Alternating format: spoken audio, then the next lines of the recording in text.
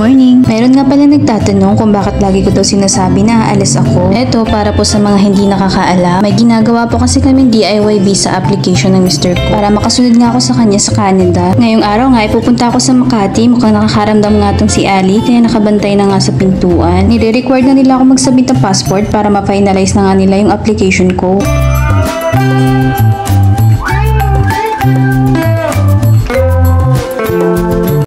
Dito na nga yung sa 29th floor ng The World Center, ang VFS Makati. Dito rin ako nagpa-biometric kaya pa second time ko na to. This time nga wala akong appointment kasi magsasubmit lang naman ako. Ganito na nga kahaba yung pila na naabutan ko. Bali dalawang line nga to, yung isa para sa mga magpapa-biometric and then tong isa para sa mga submission and pick up ng passport. Pwede mo naman ipa-deliver door to door. Sobrang bilis lang pala nung nasa loob na ako. Ipinakita ko lang yung consent form and then yung letter na galing sa immigration and then yung passport ko. Bawal nga pala mag-cellphone kaya hindi na ako nakapag-video.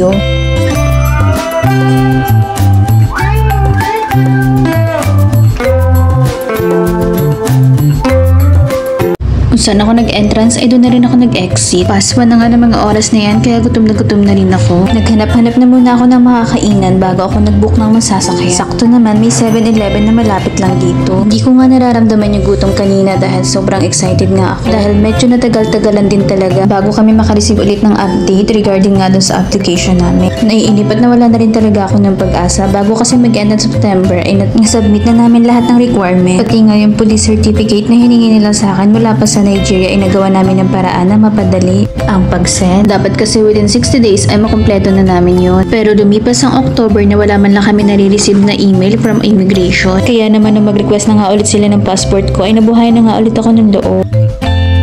Dito na lang ako pumwesto sa labas. Fried chicken na nga lang yung napili kong kainin. Mula nga dito ay tanaw ko ang kataasan ng The World Center.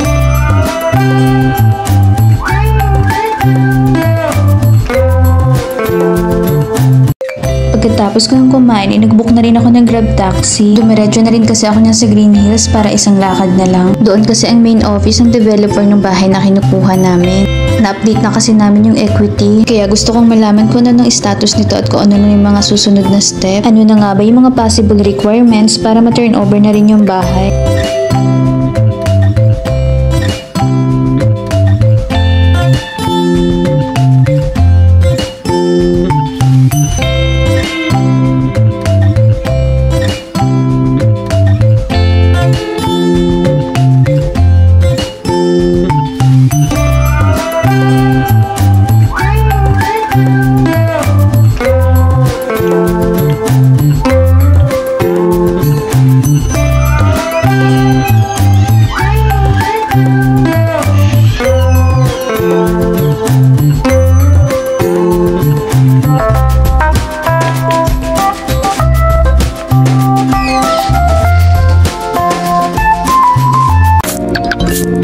O paano mga manang, hanggang dito na lang muna. See you on my next mini vlog. Bye!